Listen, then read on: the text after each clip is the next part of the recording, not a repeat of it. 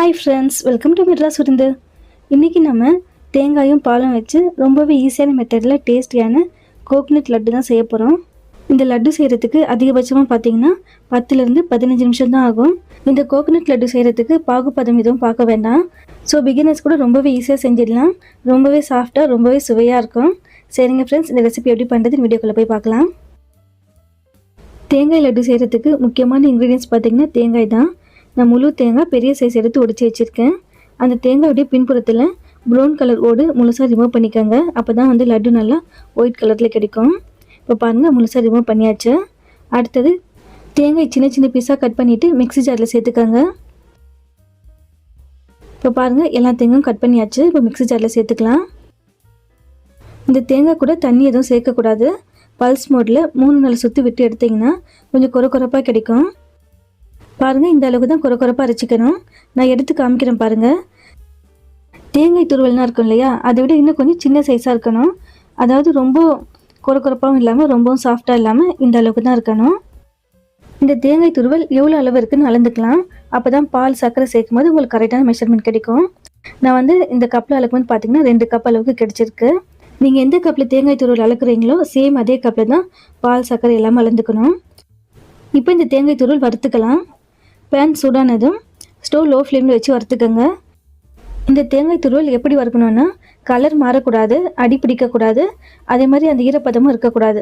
நல்லா ட்ரையாக இருக்கணும். தேங்காய் துருவல் நீங்கள் கப்பில் அழுக்கும் போது அழுத்தம் கொடுத்து அழுக்காதீங்க, மேலோட்டமாக வச்சு தான் அழுக்கணும். இந்த தேங்காய் துருவல் வறுக்கும் போது கொஞ்சம் கனமான பாத்திரமாக எடுத்துக்கோங்க. அப்படி இல்லைன்னா நான்ஸ்டிக் பயன்படுத்திக்கோங்க. கொஞ்சம் லேசான பாத்திரமாக எடுத்திங்கன்னா அடி பிடிக்க வாய்ப்பு இருக்குது. இப்போ பாருங்கள், நல்லா ட்ரையாக வறுப்பட்டுடுச்சு. பார்க்குறதுக்கு பாருங்கள், புட்டு மாதிரி இருக்குது. அரிசி மாவு புட்டு சாஃப்டாக இருக்கும் இல்லையா, அப்படி இருக்குது. இப்போ இதுலேருந்து 2 ஸ்பூன் அளவுக்கு எடுத்துக்கோங்க. இந்த 2 ஸ்பூன் எதுக்காகனா, லட்டு செஞ்சதுக்கப்புறமா ஃபைனலாக கோட்டிங் கொடுக்கும்போது பார்த்திங்கன்னா லட்டு பார்க்குறதுக்கு அழகாக இருக்கும். அடுத்தது நம்ம எந்த கப்பில் தேங்காய் துருவல் மெஷர்மெண்ட் பண்ணமோ சேம் அதே கப்பில் தான் 1 கப் அளவுக்கு பால் சேர்த்துக்கோங்க. இது காய்ச்சின பால். ஸ்டவ் மீடியம் ஃப்ளேமில் வச்சுக்கோங்க. நம்ம சேர்த்துருக்க பால் நல்லா ட்ரை ஆகணும். நல்லா இப்படி கலக்கி விட்டுட்டே இருந்தீங்கன்னா நல்லா ட்ரை ஆகிடும்.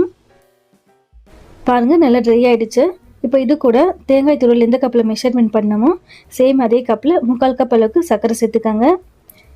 இது கூட வாசனைக்காக 1/2 ஸ்பூன் அளவுக்கு ஏலக்காய் பவுடர் சேர்த்துக்கோங்க. இப்போ நம்ம சேர்த்துருக்க சர்க்கரை எல்லாமே நல்லா கரைய ஆரம்பிக்கும். கரையும் போது பார்த்திங்கன்னா வாட்டர் கன்சிஸ்டன்சி ஆகும். ஸ்டவ் மீடியம் ஃப்ளேமில் வச்சுட்டு ஒரு 2 நிமிஷம் அளவுக்கு வதக்குனாலே போதும். மறுபடியும் நல்லா ட்ரை ஆகிடும். அடுத்தது 1 ஸ்பூன் அளவுக்கு நெய் சேர்த்துக்கோங்க. நெய் சேர்க்குறது ஆப்ஷனல் மட்டும்தான், வேண்டாம்னா ஸ்கிப் பண்ணிக்கோங்க. நெய் சேர்க்கும் போது பார்த்திங்கன்னா எக்ஸ்ட்ரா கொஞ்சம் மணமாகவும் சுவையாகவும் இருக்கும். ஆனால் தேங்காயில் நேச்சுரலாக நல்ல ஒரு ஃப்ளேவர் இருக்குது. அது கூட நம்ம ஏலக்காய் பவுடரும் சேர்த்துக்கனால வாசம் பார்த்திங்கன்னா அதுவே நல்லா அட்டகாசமாக இருக்கும். லைட்டாக வாட்டர் கன்சிஸ்டன்சி இருக்குது. ஸோ இன்னும் கொஞ்சம் கூட வதங்கணும்.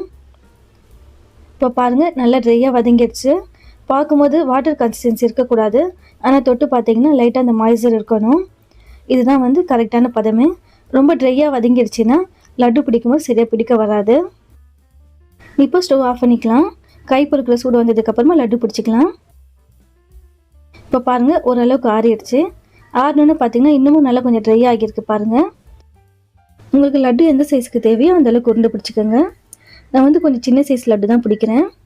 இதே மாதிரி தான் எல்லாத்துலேயுமே உருண்டை பிடிச்சிக்கோங்க. பார்க்குறதுக்கு பாருங்கள் ரசகுல்லா மாதிரி இருக்குது. இப்போ எல்லாத்துலேயுமே உருண்டை பிடிச்சதுக்கப்புறமா இதுக்கு மேலே கோட்டிங் கொடுக்கும்போது பார்க்குறதுக்கு இன்னுமே ரொம்ப அழகாக இருக்கும்.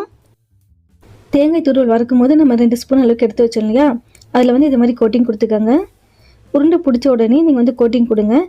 அப்போ தான் லட்டு முழுவதுமே அந்த தேங்காய் துருவல் கோட்டிங் நல்லா ஒட்டும். இதே நீங்கள் லட்டு பிடிச்சிட்டு கொஞ்சம் நேரத்துக்கு அப்புறமா கோட்டிங் கொடுத்தீங்கன்னா அந்த அளவுக்கு பிடிக்காது. இப்போ பாருங்கள், இதே மாதிரி தான் எல்லா லட்டுக்கும் கோட்டிங் கொடுத்துக்கோங்க. அவ்வளோதான், ரொம்பவே டேஸ்டியான சாஃப்டான லட்டு ரொம்பவே மனமாக சூப்பராக ரெடி ஆகிடுச்சு. கண்டிப்பாக ட்ரை பண்ணி பாருங்கள். சாப்பிட்றதுக்கு நல்லா சாஃப்டாக சுவையாக இருக்கும். வீட்டில் இருக்க பொருள் வச்சு ரொம்பவே ஈஸியாக செய்யக்கூடிய லட்டு. ஆனால் சுவை பார்த்திங்கன்னா ரொம்பவே அட்டகாசமாக இருக்கும். நம்ம வீட்டு குட்டீஸ்லேருந்து பெரியவங்க வரைக்கும் ரொம்பவே விரும்பி சாப்பிடுவாங்க. இந்த கோகோனட் லட்டு பார்த்திங்கன்னா 1லேருந்து 2 நாள் வரைக்கும் வெளியில் வச்சு சாப்பிடலாம். 3லேருந்து 4 நாள் வரைக்கும் ஃப்ரிட்ஜில் ஸ்டோர் பண்ணி சாப்பிடலாம். சரிங்க ஃப்ரெண்ட்ஸ், இந்த ரெசிபியில் உங்களுக்கு ஏதாவது டவுட்ஸ் இருந்தால் கமெண்ட்ஸில் கேளுங்க. இந்த ரெசிபி உங்களுக்கு பிடிச்சிருக்கோன்னு நம்புகிறேன். அப்படி பிடிச்சிருந்துச்சுன்னா கண்டிப்பாக வீட்டில் ட்ரை பண்ணி பாருங்கள். ட்ரை பண்ணி பார்த்துட்டு எப்படி இருக்குன்னு என் கூட கமெண்ட்டில் ஷேர் பண்ணிக்கோங்க. ஃப்ரெண்ட்ஸ், ஃபேமிலி, ரிலேட்டிவ்ஸ் வேறு யாருக்காவது இந்த ரெசிபி தேவைப்பட்டாலும் இந்த வீடியோ ஷேர் பண்ணிவிடுங்க. மறக்காமல் நம்ம மெட்ராஸ் விருந்து சேனலுக்கும் சப்ஸ்கிரைப் பண்ணிக்கோங்க. தேங்க்யூ.